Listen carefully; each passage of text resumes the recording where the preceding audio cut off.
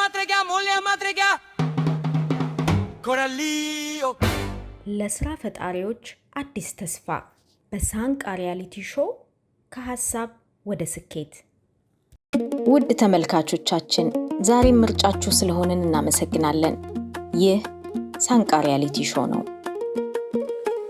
እንደተለመደው ሰብስክራይብ፣ ሼር እና ላይክ በማድረግ ቪዲዮውን እንድትመለከቱ በትህትና እንጠይቃለን። ያው 100,000 ብሩ ለኔ ይገባኛል ብዬ አስባለሁ። ምክንያቱም አሁን ያለሁበት ደረጃ የሥራ እንትኔን ያን ያህል መንቀሳቀስ አቅቶኛል። ማለት ቁጭ ነው የምለው። በቃ አሁን የገንዘብ እጥረት ካለ የሚገለባበጡ ነገሮች ከሌሉ ቁጭ ነው የሚባለው። አሁን ባለፈው እንደገለጽኩትም የሆነ ለአንድ ሰው ከሰጠው በኋላ ያ ሰው እስኪሰጠኝ ጠብቄ ነው እንትን የምለው። ያ ሰውዬ ደግሞ በባህሩ ነጋዴ ሲሸጥ ነው የሚሰጠው እና ያን ጠብቄ የምሰራበት ታይም ደግሞ ድጋሚ ያው ለራስም ወጪ ያስፈልጋል ካልተሰራ እና ከኪስ ማውጣት ነው የሚሆነው። ያለውንም ትጨርሻለሽ በዛ አጋጣሚ እና ባዶ ሆነሽ ያ ገንዘብ ሲመጣ ደግሞ አንሶ ነው የሚመጣው። ያው ነባራዊ ቀድሚያም የነበረው የኪሴን ስለጨረስኩ ማለት ነው እና ያንን መጠባበቅ ይባስ ኪሳራ ነው የሚሆነው። ትንሽ አሁን ከመቶ ወይ ከ10,000 ብር 100,000 ብር አድርጎ መጀመሩ የተሻለ ነው። ምክንያቱም 10,000 ብሩ መገለባበጥ ሊሆን ይችላል። 100,000 ደግሞ አንዴ ለአንዱ ስትሰጪ አንደኛው ይሰጥሻል። ይሄ ለብዙ ሰው መስጠት ስለሚቻል ማለት ነው። አንዱ ባይሰጥ አንዱ ይሰጣል፣ በአንዱ መስራት ይቻላል እና ያ ነው እንትኑ። 100,000 ብሩ ቢመጣ በጣም ያስፈልገኛል፣ ስራዬን ይለውጣል ብዬ አስባለሁ። በ50,000 ብሩም የተወሰነ ተንቀሳቅሻለሁ አሪፍ እና ያ ደግሞ ቢጨመር በቃ ሙሉ ፓወርፉል ሆናለሁ ብዬ አስባለሁ። ለኔ በተለይ ያስፈልገበት ምክንያት አራቱ ተወዳዳሪዎች ምክንያቱም እንደነገርኳችሁ ባለፉት ቪዲዮዎች ብዙ አይነት ማሳካት መፈልጋቸው ህልሞች አሉ። ለዛ ህልሞች በጣም ይለፈዋቸው የታገልኳቸው ብዙ ችግሮች አሉ። ለምሳሌ አንድ ከልጅነቴ ጀምሮ ነው ስራ የጀመርኩት። ማለትም ከኦልሞስት አራተኛ ክፍል አካባቢ ጀምሮ ስራ ነው የሰራው። ቺፕስ ስራ ሰፈር ውስጥ ቺፕስ ስራ ጀመርኩኝ። እዛው ቱቦዋ ላይ ስልክ ምሰራበት አሁን የጀመርኩበት ቦታ ያልኳችሁ ቺፕስ ስራ ጀመርኩ። ቺፕስ ስራ ላይ በጣም እኔ ከበደኝ ከምለው ስራ በጣም እሱ ነበር። ቺፕስ ስራ ማለትም ክረምት አለ፣ ክረምት ላይ ይሰራል፣ ከክረምት በኋላ ላይ ይሰራ ይችላል። አንድ ሁለት ደግሞ በዛ ሰዓት ላይ ብዙ ስቃዮች አሉ። ማለት ትምህርት ተማሪ ስለሆንኩ ማለት ክረምት ላይ ሆኖ የክረምት ትምህርት ምናምን ስለመማር በጋ ላይም ሰርቻለሁ። ክረምት ላይም ስለመማር ድንች ተገዝቶ ተልጦ ምናምን ታጥቦ ምናምን ነው የሚደረገውና የሚያገዘኝ ሰው ስለሌለ ግዴታ ሌሊት 11 ሰዓት ሄጄ ድንች እሸከማለሁ። 50 ኪሎ በእውነቴን ነው የምላችሁ። በትንሹ 30 በዛ 50 ከመርካቶ እዚህ ድረስ ታክሲ ምናምን ከተጨመረ ትርፍ አይኖርም። ስለዛ ከዛ ከመርካቶ እዚህ ቺፕስ በመሰራ ሰዓት 50 ኪሎ ወይም በጣነሰ 30 ኪሎ ተሸክሜ እመጣለሁ። ዘን እሱን እለጥና ትምህርት እሄዳለሁ። ስመለስ አጥበዋለሁ። ከዛ በኋላ ነው ስራውን የምሰራው። ይሄ ቆቃ ኮንቲኒየስ የሆነ ወርክ ነበር ማለት ነው። ለየት ተቀን ይሄን ነበር የምሰራው ነበር።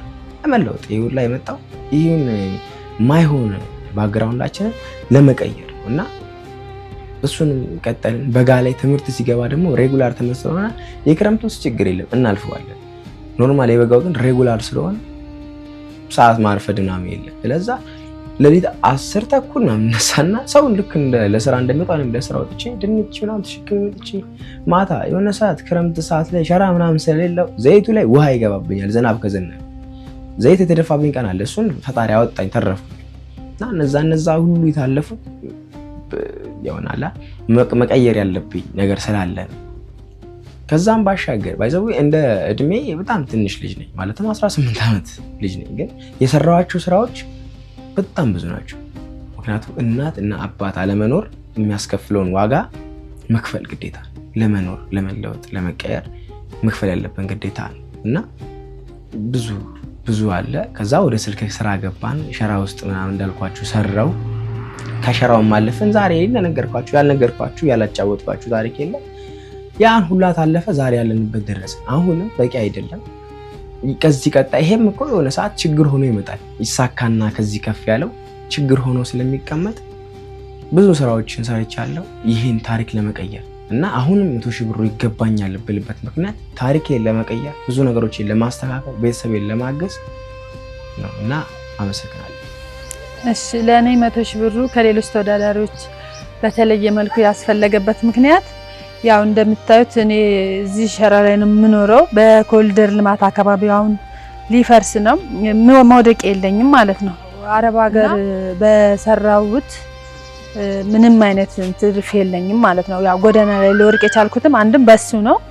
ብዙ ለፍቻለሁ 3-4 ሄጄ ሰርቼ እዛው ነው መጀመሪያ ነገሮች የተበላሹብኝ። እኔ ወደ 10 ወር ኢቃማ ባለመኖሩ ነው ያው ነግሬያቸዋለሁ ካሁን በፊት ወደ ውጪ ወጥቼ ስንገላታ የቆየሁት ማለት ነው። ወደ ሀገሬም ተመልሼ እንዳልመጣ እንኳን በወቅቱ በሰዓቱ እዚህ ሀገርም ስመጣ ደግሞ ልጅም ስለነበረኝ ለልጄ ሳግዝ እንደገና ደግሞ እዚህ መጥቼ የላኩት እቃም ተከድቼ ነው አስፋልት ላይ ለመተኛት የተገደድኩት ማለት ነው። እና እዚህ መጥቼም ብዙ ውጣ ውረዶችን አሳልፌያለሁ። ያን ነገር ግን እግዚአብሔር ፈቅዶ ደግሞ ዛሬ እዚህ ጋር ስደርስ እኔ በጣም ብዙ ፈተናዎች አልፎ ነው እግዚአብሔር ይመስገን ዛሬ ይሄንን እድል ያጋጠመኝ በምክንያት ነው ብዬ ነው የማምነው። ግን ፈጣሪ ደግሞ ከተጨመረበት እዛ ስደት ላይ ምንም ነገር የለም። እዚህ ሰው ቤት ሰርቶም ለውጥ የለውም እና ለኔ በጣም ብዙ ነገር ያግዘኛል ብዬ ነው እኔ 100,000 ብሩ ማለት ሙያ አለኝ፣ ጤነኛ ነኝ፣ እጅግር አለኝ፣ መስራት እችላለሁ። ከዛ ሁሉ ነገር ግን ያንን እንዳልሆን ጎዳና ላይ እንደወድቅ ያደረገኝ በወቅቱ ያመንኩት ሰው በመክዳቱ ምክንያት ነው። እና ልክ ይሄንን እንትን ስል ሱቅ ግዴታ ያስፈልገኛል። ሱቅ እከራያለሁ። ሱቁ ላይ ግዴታ ቁጭ ብዬ እዛ ቦታ ላይ አንድ ቦታ ለመስራት ያግዘኛል ማለት ነው። እንደነገርኩሽ ያው ቦታ መንግስት ሰጥቶኝ ነበረ። ያን መስራ ቦታ ያጣሁት አቅም ስለሌለኝ ነው ማለት ነው። ማሰራት ስላልቻልኩ ኮንቲነሩ እና ለዛ ያግዘኛል ብዬ ነው ማስበው 100,000 ብሩን ባሸንፍ። ሁለተኛ ነገር ደግሞ እንደምታዩት ልጅ አለ። እኔ አንዴም ሁለቴም ሶስቴም አረብ ሀገር ሄጄ ሰርቼ ነው የመጣሁት። እዚህም በሰው ቤት በተለያየ ቦታ ሞከርኩኝ ያው ራሴን ለመቀየር ግን አሁን በሚታየው ሁኔታ ላይ ነው ማለት ነው ያለሁት። እና ራሴን ለውጪ ራሴን የተሻለ ቦታ ለማድረስ ግዴታ ሱቅ ተከራይቼ መስራት አለብኝ። ባልትናዬን እኔ በቶሎ ቶሎ ማዘጋጀት አለብኝ። አሁን እኔ የዞርኩ ስሰራ አንድ ሳምንት ባልትናን ቁጭ ብዬ አዘጋጃለሁ። ከዛ ደግሞ የተወሰነ ቀን ነው ዞሬ የምሸጠው ማለት ነው። ያ ከሚሆን ግን ሱቅ ከሆነ አንድ ቦታ የሚገዛ ሰው መጥቶ ይገዛኛል። እዛም ለመስራት ለኔ አሪፍ ነው እና ከአራቱ ተወዳዳሪዎች በተለየ መልኩ ያው የኔ ችግር ይብሳል ብዬ ስላመንኩ ነው።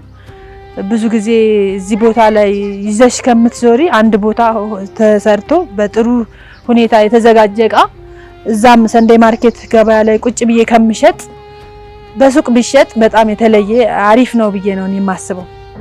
100,000 ብሩ የሚያስፈልገኝ ለምን ብዬ እንደምለው ብዙ ነገር ነበረኝ፣ የራሴም ነገር ነበረኝ። እኔ ለሰው ምተፍ ልጅ ነበርኩኝና ትንሽ ከስደት ተመልሼ ያው ነግሬሻለሁ እንደ አዲስ አሁንም መግለጽ ስላለብኝ ጸጉር ቤት ነበረኝ፣ የራሴ ጸጉር ቤት ነበረኝ። የምሰራው ስራ የራሴ ገቢ ነበረኝ። ያው በኮሮናና አጋጣሚ የ7 ወር ልጅ በ7 ወር ሆስፒታል ገብቼ ነበርና እሱም በጣም ትልቅ ቻሌንጅ ነበረ። ያኔ የ9 ዓመት ልጅ ነበረችኝ ትልቋ። ሆስፒታል ብዙ ነገር ብዙ መስዋዕትነት ከፍያለሁ እነሱን እንደዚህ ለማድረስ። ያው ከስሬ እቃዬ ምን ሽጬ አሁን ከዛ ተነስቼ ነው አሁን እዚህ ቡና ጠጡ ላይ የገባሁት ማለት ነው። ያው ስራ ለመናቅ አንዳንዴ ጥሩ ነው። እንኳን ለራሴ ለሰው የምተርፍ ልጅ ነበርኩኝና ብዙ ቻሌንጅን አሳልፌያለሁ። እና አሁን ደግሞ ያው እነሱ ሳንቃሾ ባበረታታኝ በአሸነፍኩት 50,000 ብር ስራዬን አሻሽዬ እየሰራው ነው። ሞር ደግሞ 100,000 ብሩ ለኔ ይገባኛል ብዬ ነው የማስበው እኔ ማለት ነው። 100,000 ብሩን እንግዲህ ለኔ ከአራቱ ተወዳዳሪዎች ይገባኛል ብዬ የማስበው ለምን ያስፈልገኛል? የሚጎሉኝ ነገሮች አሉ። አንዳንድ ነገሮችን ተጨማሪ ነገሮችን አስፋፋበታለሁ። የ100 ሺህ ብር ለኔ ብዙ ይጠቅመኛል እና እንዴት አሁን አንድ ለምሳሌ የሆኑ ማሽኖች ተጨማሪ ያስፈልጋል። አንዳንድ እንደገና የሆነ ነገር ቢጨመር ብቻ ብዙ ነገሮች አሉ የሚያስፈልጉኝ ግብአቶች ማለት ነው። ለነዛ ይጠቅመኛል ብዬ አስባለሁኝ። ውድ ተመልካቾቻችን የዛሬ ቆይታችንን እንዴት ተመለከታችሁት? 5ቱ የሥራ ፈጠራ ተወዳዳሪዎቻችን የመጨረሻው የ100 ሺህ ብር ሽልማት በይበልጥ ለኔ ይገባኛል በማለት ምክንያታቸውን አስረድተውናል። እናንተስ ለማን ይገባዋል ትላላችሁ?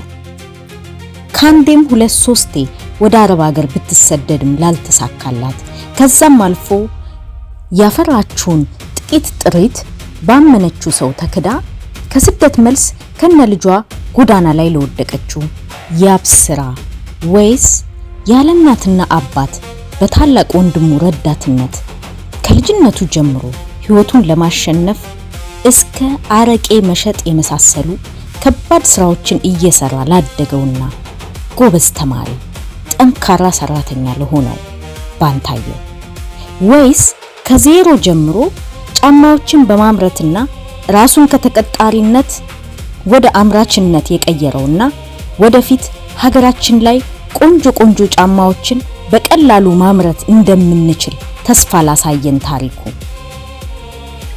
ወይስ ሁለት ልጆቿን ብቻዋን ለማሳደግና አቅመ ደካማ እናቷን ለማገዝ ማልዳ መንገድ ላይ በመውጣት ብርድና ፀሐይ ሳይበግራት ኑሮዋን ለማሻሻል ለምትጥረው አስቴር? ወይንስ በፀጉር ማስተካከል ለሚተዳደረውና ለአንድ ግለሰብ በየዋህነት ዋስ በመሆኑ ባጋጠመው ኪሳራ አሁንም ተስፋ ሳይቆርጥ የራሱን ሱቅ እንደ አዲስ ከፍቶ የራሱንና የቤተሰቡን ህይወት ለማሻሻል ሌት ተቀን ለሚጣጣረው አቶ ገብሬ 100 ሺህ ብሩ ለማን ይሰጥ? የሐሳብ መስጫ ሳጥኑን በመጠቀም የግል ሐሳባችሁን አጋሩ።